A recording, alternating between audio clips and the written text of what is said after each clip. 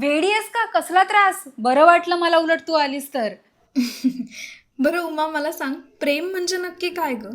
कुणी म्हणतं आकर्षण म्हणजे प्रेम नाही, कुणी म्हणतं की प्रेम वगैरे असं काहीच नसतं. अगं ए, मध्येच काय तुझं? कॉफी घे नाहीतर गार होईल. बरं ते सोड. तू आपल्या कॉलेजच्या रियुनियनला का नाही आलीस ग? इतक्या वर्षांनी सगळे भेटणार होतो. नाही, कोणाला किती महत्व द्यायचं हे कळायला लागले ना आता. तो सुद्धा आला होता त्याच्या वाईफ सोबत. अरे वा, छान वाटलं मला ऐकून.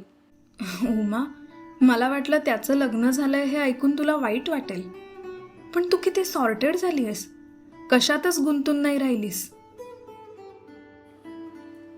एक पुस्तक माणसाचं आयुष्य बदलतं हे माहिती आहे ना तुला?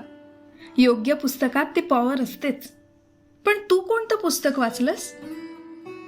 राधा. तूही वाच. उमा यार, तू सांग ना शॉर्टमध्ये यात काय लिहिलंय ते. मला कुठे पुस्तक वगैरे वाचायला आवडतं. मलाही पुस्तक वाचायला कुठे आवडायचं, पण हे पुस्तक वाचायला घेतलं आणि मी त्यात कधी रमून गेले ना मलाच कळलं नाही. राधा. आपल्यासारखीच श्रावणी नावाची मुलगी कुठे जाते माहितीये? चक्क वृंदावनात. आणि तिथे तिला भेटते राधा. राधा म्हणते की प्रेम हे 9 पाकळ्यांचं सुगंधी फूल आहे.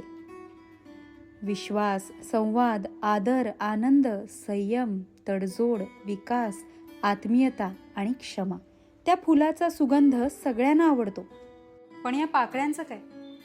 त्यांना टवटवीत ठेवण्यासाठी प्रयत्न करावा लागतोच. आणि त्याबरोबर उमा उमा उमा, थांब थांब, यापुढे प्लीज काही बोलू नकोस. का? तू आत्तापर्यंत जे काही ऐकवलंस त्यावरूनच कळतंय की हे पुस्तक किती कमाल असणार आहे. आणि मला ना, तुला आता हे पुस्तक पूर्ण वाचायची इच्छा झाली आहे ना? हो.